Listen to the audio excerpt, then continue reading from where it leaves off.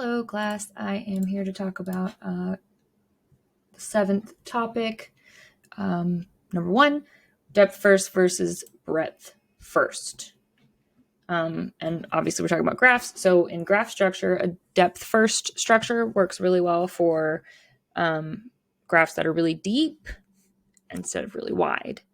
And it explores, so depth first is going to go from top to bottom, where breadth first is going to go from level to level. So it's going to do the width, the breadth of the levels before it goes on to the next one. So it's going to look at everything on this level and then this level and then this level, whereas depth first is going to go from here to the bottom and then maybe to this bottom over here and then to the next.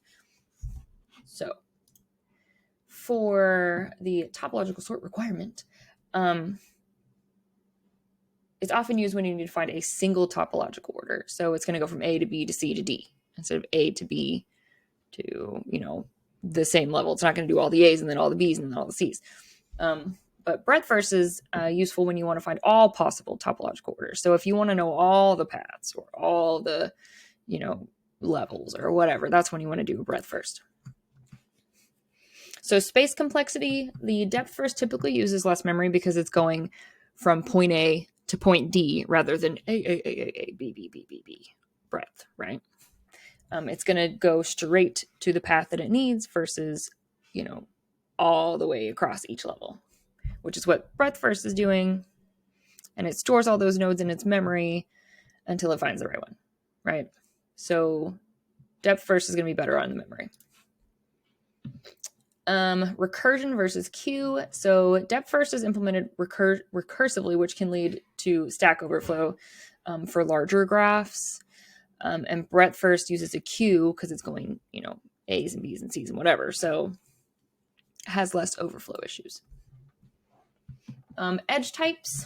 So depth first works well for directed acyclic graphs, which means it has a finite start and a finite end. It may have some things in between that get a little wild, but it's going to have a start and it's going to have a stop. Breadth first also works for these, but is more general and it can handle those cyclical graphs that really have no ending and can just keep going. Like a network.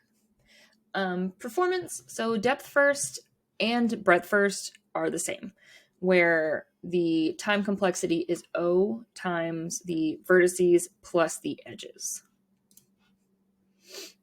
And that's about it.